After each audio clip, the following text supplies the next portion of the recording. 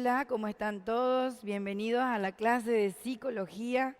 Bien, hoy vamos a hablar un poquitito, ya hemos visto que la psicología se encarga del estudio, del desarrollo de la conducta, hemos visto cómo se va formando, hemos visto la humanización, cómo el ser humano fue evolucionando y cómo aún vamos a seguir evolucionando. Bien, y ahora vamos a ver cómo nosotros, en qué basamos nuestra conducta, ¿sí? Cómo nosotros vamos desarrollando esa conducta. Si bien siempre les digo que la personalidad tiene un 50% hereditario, otro 50% del medio ambiente. Y hoy vamos a ver un poquito eso. La genética, ¿sí? Y la herencia. La genética estudia la herencia y el parentesco, cómo se transmiten los rasgos de padre a hijo, cómo nosotros recibimos esa influencia. Las unidades básicas de la herencia son los genes que se sitúan en el núcleo de cada célula y compuestos por ácidos desoxirribonucleicos, que sería el ADN, que contiene las órdenes de construcción de la vida y cuyo descubrimiento se debe a Watson y a Crick. Eso sucedió en 1953 cuando ellos decidieron investigar y descubrir. Y aquí vemos las imágenes del ADN, ¿sí?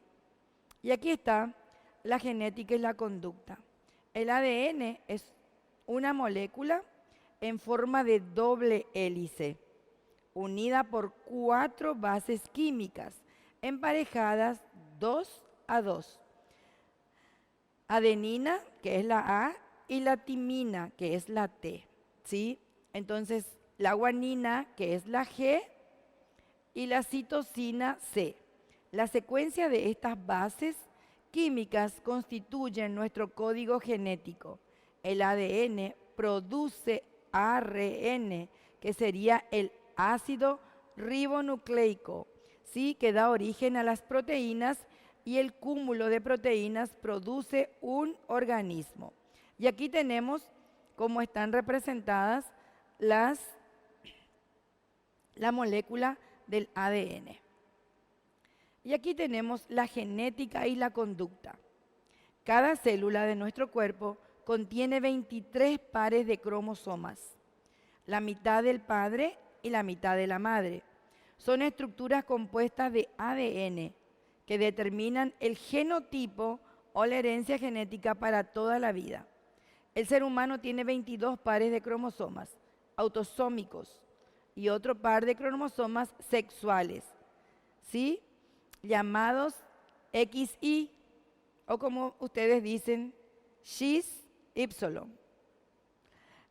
para la mujer, XX para la mujer y XY para el hombre, ¿sí?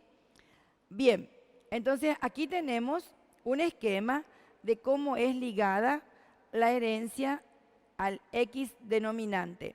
El padre, y aquí vemos cómo el hijo no afectado, la hija afectada, el hijo afectado y la hija no afectada.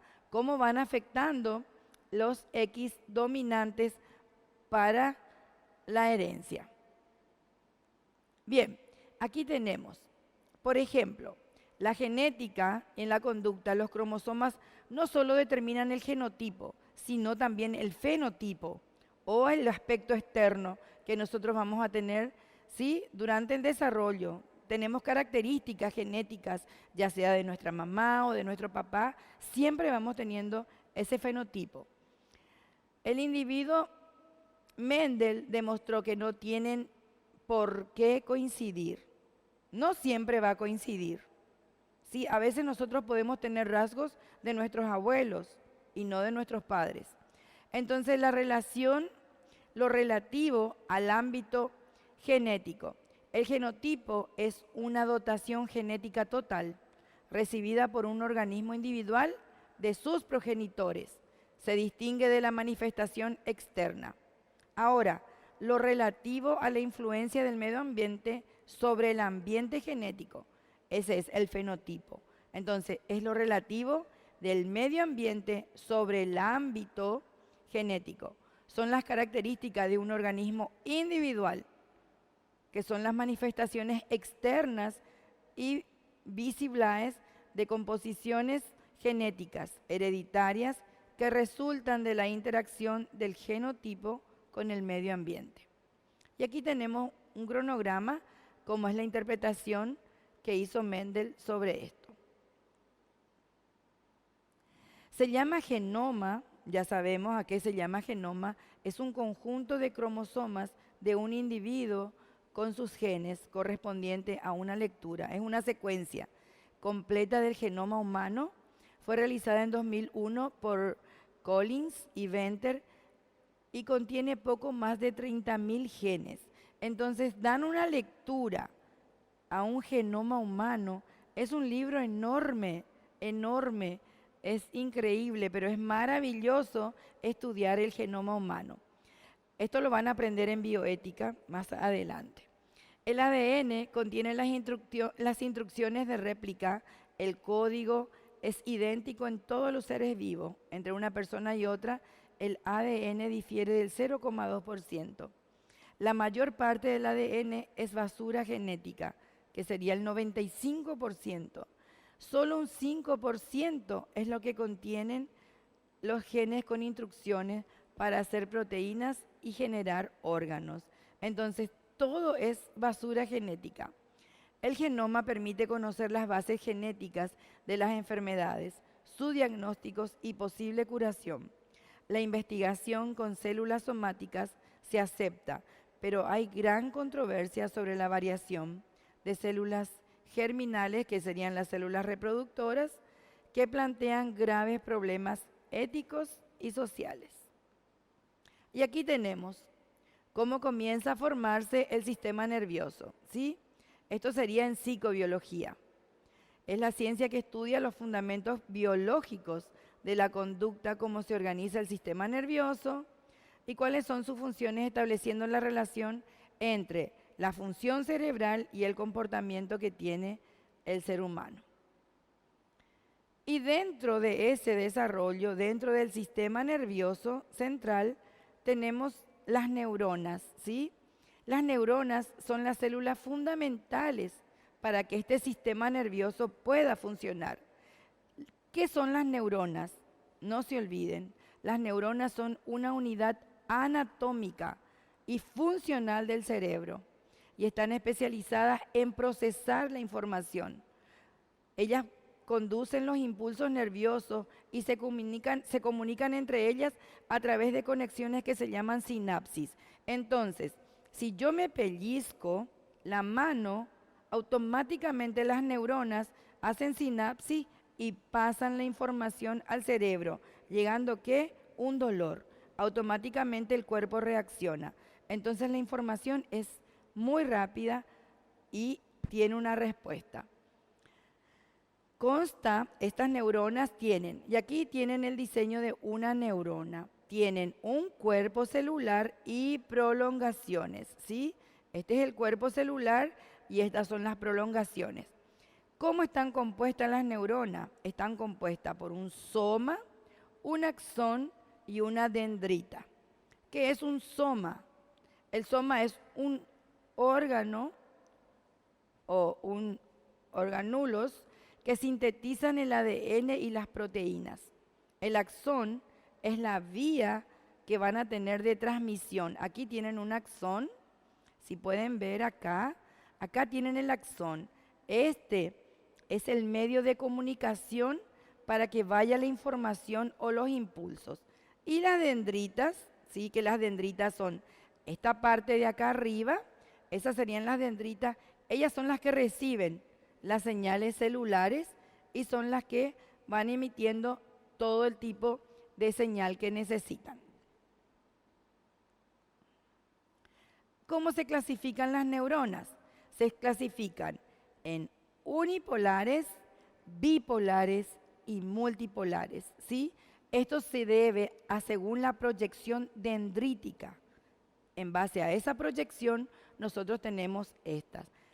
Uni, ya dice la palabra, una sola prolongación o axón. Bipolares, habla de dos, obviamente dos. Y las multis es un axón con muchas dendritas. Creo que esto es bien claro. ¿Y cómo se clasifican? Según las conexiones. Las sensoriales o aferentes, que envían información de los tejidos y los órganos al sistema nervioso. Las motoras o aferentes transmiten información del sistema nervioso a músculos y glándulas. Y las interneuronas, ellas recogen impulsos neuronales sensoriales y se los transmiten a las motoras, ¿sí? Que serían las de arriba. Entonces, ellas van transmitiendo. Y aquí tienen cómo funcionan, cómo va realmente funcionando, ¿sí? La médula espinal recibe información, va al cerebro, el impacto, y ahí están los receptores y efectores y el mecanismo de reacción que tienen. Y aquí tenemos un esquema muy bonito acerca de las células gliares, ¿sí? Aquí tenemos las neuronas, cómo rodean el cuerpo calloso, los cuerpos celulares de las neuronas y separan o aíslan ciertos grupos de neuronas y producen la mielina que recubre a los axones. Bien, y aquí tenemos el impulso nervioso. El sistema nervioso es un sistema electroquímico que va comunicando, que permite pensar, sentir y actuar. Toda neurona es capaz de recoger variaciones del medio externo y comunicárselas a otras neuronas. Ahí está la excitabilidad y la conductibilidad, que estas son fundamentales. Entonces el sistema nervioso es el que se encarga de todo el sistema electroquímico, cómo yo me siento, cómo yo actúo. El impulso nervioso o potencial de acción es una onda eléctrica que avanza por la superficie de la membrana de la neurona y sus prolongaciones. Esta información va transmitida por un potencial de acción que determina no por la forma de la señal, sino por cómo viaja a través del encéfalo. ¿Sí? Esta información viaja, pues es el cerebro quien va a analizar y va a interpretar los patrones que exhiben las señales eléctricas de las neuronas aferentes. Y así se crean nuestras sensaciones visuales y auditivas. Entonces ahí vemos que la conducta y el comportamiento tienen que ver con el funcionamiento de este sistema. Si este sistema no funciona, mi conducta está totalmente alterada. Y aquí tenemos una sinapsis neuronal. Aquí está el impacto, cómo se hace la sinapsis y cómo llega la información al cerebro a través de todo este viaje que se está realizando. Aquí tenemos una sinapsis y la clase de hoy la vamos a cerrar con esta sinapsis. Tenemos mucho para aprender en esta clase del comportamiento humano, pero vamos a cerrar con esto. La sinapsis es el lugar de transmisión entre dos células. Está constituida por tres elementos, recuerden, la terminal presináptica, la célula postsináptica y la hendidura sináptica. ¿Sí? La sinapsis eléctrica es el flujo directo de la corriente desde la neurona presináptica a la postsináptica mediante canales que conectan los citoplasmas. Y la sinapsis química es la neurona presináptica libera el neurotransmisor que pasa a difundirse a través de la hendidura y se une a los receptores postsinápticos.